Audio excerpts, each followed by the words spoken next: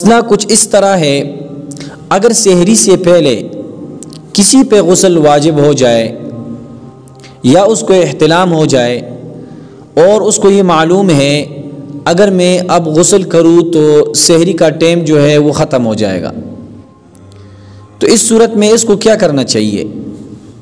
تو سب سے پہلے اس کو دیکھنا چاہیے اگر کچھ ٹائم ہے تو اس کو تو چاہیے کہ غسل کرے۔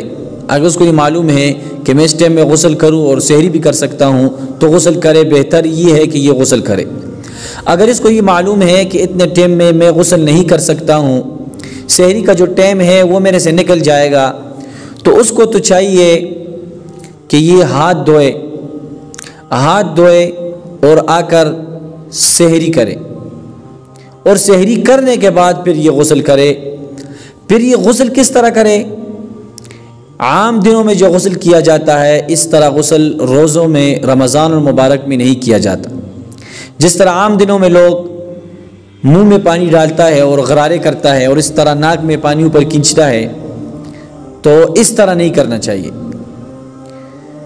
رمضان المبارک میں غرارے نہ کرے، بالکل تھوڑا سا پانی منہ میں ڈالے 3 مرتبہ اور 3 مرتبہ ناک میں پانی ڈالے، لیکن اوپر نہ کھینچے۔